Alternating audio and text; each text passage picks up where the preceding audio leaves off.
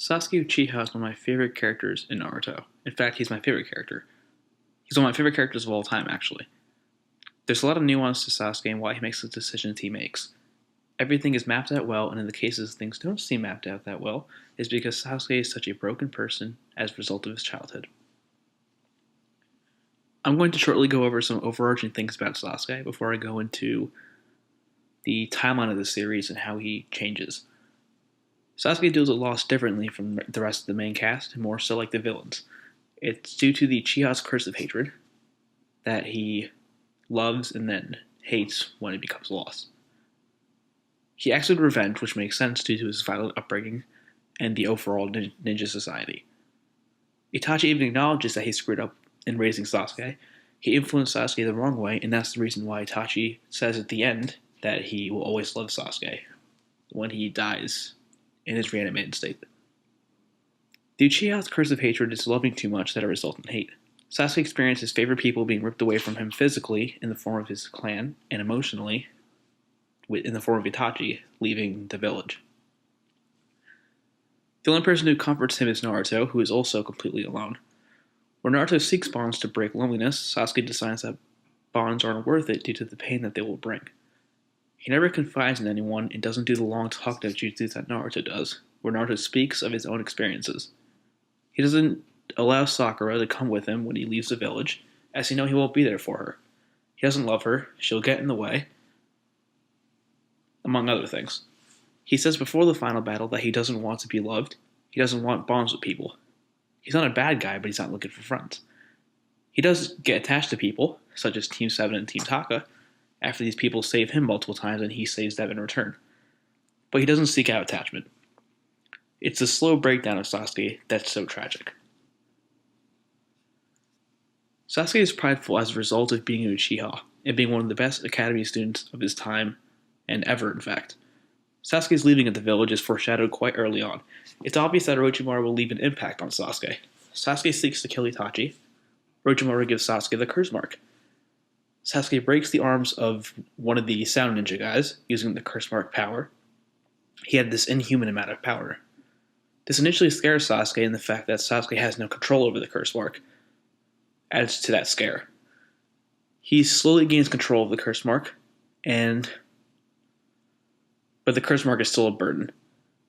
He fights it rather than draws from it. Sasuke is steadily getting stronger, with Sharingan Chidori at this point, but things change once he meets Itachi. Itachi destroys him with zero effort and makes Sasuke relive the tragedy of his parents' death for 72 hours straight. Sasuke then falls into a coma. He's angered that he never even touched Itachi, as Itachi grabs his wrist during a Chidori. He's looking for proof that he got stronger, so he fights Naruto as stated he was interested in doing during the preliminary of the Chunin exams. He fights Naruto. Naruto's Rasengan is shown to be as strong as Sasuke's Chidori, if not stronger. Naruto went from nothing to Chunin level with Rasengan and other techniques, and Sasuke was one of the best, and Naruto caught up, even with Sasuke's advancement. He realizes the Leaf Village isn't doing enough, and leaves to the person who promised power, Orochimaru. The curse mark boosts physical power and chakra potency by supplying senjutsu, and Sasuke knows that he is stronger in curse mark mode. Sasuke leaves the village without telling anyone or starting a fight. But Naruto eventually catches up to him and starts a fight. Sasuke recalls the secret behind the Mangekyo, but Sasuke is not Itachi. He hates Itachi and doesn't want to be like him. He's very idealistic, and Itachi is everything that's wrong. Sasuke has his own moral code. He doesn't get others involved in his quest for power like Itachi did. As Itachi says, he killed the parents just to test his ability. Sasuke lusts for power, but he sees the person who killed Shisui in the clan as someone who gains and tests power as evil. He must rid the world of said evil. When Naruto has no one to focus his hate on, Sasuke has Itachi. This differentiates Sasuke and Naruto. And as Sasuke said, Naruto never lost the family he never had. Naruto has stated without Iruka Sensei he would have ended up like Sasuke. It's obvious in Shippuden that Sasuke has grown much colder and even willing to kill Naruto immediately. He's annoyed by Naruto who keeps interfering with his quest to power. It's important to clarify that Sasuke never seeks Naruto, but the opposite is true. Sasuke sees them as trouble and acts accordingly. He never kills in his training with Orochimaru, which is made obvious when he enters hundreds of sound ninja, but doesn't actually kill any of them, because they aren't necessary in his quest to kill Itachi.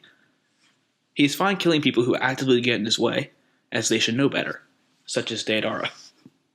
But the moment with Itachi changes everything, and this is where people lose Sasuke and find him irrational. This is where I find the brilliance in Sasuke's character, or the writing at least. We know the twist, so I'll skip over that. What's important here is Obito's word choice. Obito's trying to actively corrupt Sasuke. He calls Sasuke Itachi's mistake. Itachi screwed up by not killing Sasuke and allowed the hatred to spread to a new person. Sasuke, in a state of vulnerability and conclusion, takes this to heart. And Sasuke's vulnerable state is understandable because Sasuke lived his entire life being lied to. His goal was wrong, and it was a goal that he was obsessed with. He decided to take his revenge out on the Leaf Village. He has lived most of his life with the goal of revenge. He will redirect this rage, rather than make a whole new goal. He doesn't know a life without revenge anymore, but rather than just take it out on the Leaf Elders, he has to destroy the entire Leaf Village, because otherwise that would be a mistake. Sasuke would allow the hatred to disseminate, and the rest of the Leaf Village would come after him in revenge. Sasuke can end the cycle of hatred by destroying it all, which his brother failed to do. Sasuke takes on B as he doesn't know the true plan of the Akatsuki. He saves Karin in this fight because he isn't fully corrupted at this point. He doesn't hate everyone. Taka was risking his life for Sasuke, and Sasuke reciprocated. Taka reminds him of Team 7 during the Killer Bee fight. Then during the Five Kage Summit arc, Sasuke is set on meeting Danzo. Once he is close, he starts to get angrier and colder because he is so close to his goal. He's steeping deeper and deeper into the depths of hate so that he can get his revenge. He says he will kill the samurai if they get in his way, which we established he is fine with doing. He was trying to kill the Raikage with his moves, as the Raikage was in his way, as Sasuke was using Amaterasu a lot, and Susanoo. Sasuke starts descending into madness with his mass killing of the samurai and his fight against Danzo. He isn't just killing Danzo, he is casting judgment and reminding Danzo of Danzo's errors. He shows Itachi to Danzo in Genjutsu to remind him what he did wrong. Sasuke has changed during his descent into madness, as Karin states multiple times, with his chakra getting colder and colder. Sasuke is willing to sacrifice Karin to achieve his ultimate goal. He was so close to killing Danzo, and this one person was in his way.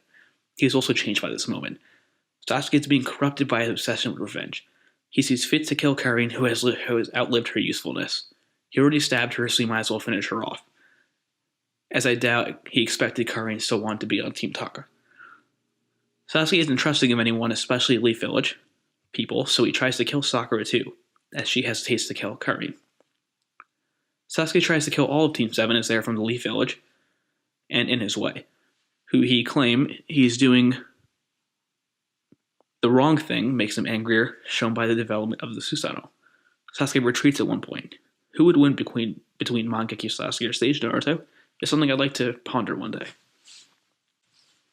Sasuke is bloodlust and likes to kill for sport, seemingly as he does with Zetsu, once he obtains his eternal Mangekyo. Very similar to how Itachi seemingly acted when Sasuke was a kid, Sasuke has changed when meeting Itachi. Itachi fights so hard for the Leaf Village, even after death. Sasuke is unaware of the Kodomatsu Kami that is in place on Itachi. The person that Sasuke is avenging still wants to protect the village when that person has no obligation to. This makes Sasuke curious and causes Sasuke to resurrect the former Hokage. The Hokage convinces him that the village is worth saving as a framework for peace. Sasuke formulates his final valid plans at this moment. You can see that he doesn't care for the Tail Beast or the current Kage during the fight with Madara, Obito, and Kaguya. As Madara told Hashirama, killing those who pose a danger to the village will create darkness. Sasuke realizes that killing will solve anything at this point, as it allows hatred to disseminate, and the cycle of hatred thus continues. Sasuke also realizes that the people are only united against the Akatsuki and Ten Tails. Without them, there would be more squabbling between nations. Sasuke wants to become the sole ruler. He will kill the current Kage and Tail Beasts. Naruto, as well as the Tail Beast, can manifest Naruto, and Naruto contains the Tail Beast. Tail beasts are the equivalent of nuclear weapons in Naruto. In the Naruto world. Sasuke will stop killing after this final battle and just pass non-fatal judgment on people who commit crimes. Sasuke pretty much tries to become Batman. He only changes ideology 2 or 3 times with Shippuden. He is not some flip-flopper as many people claim or believe him to be. He makes decisions based on information given. He's a well-written character that one doesn't have to like, but I take issue with him being called a bad character or one who makes extremely irrational decisions. Sasuke doesn't talk too much, but that's just his personality. He's very idealistic.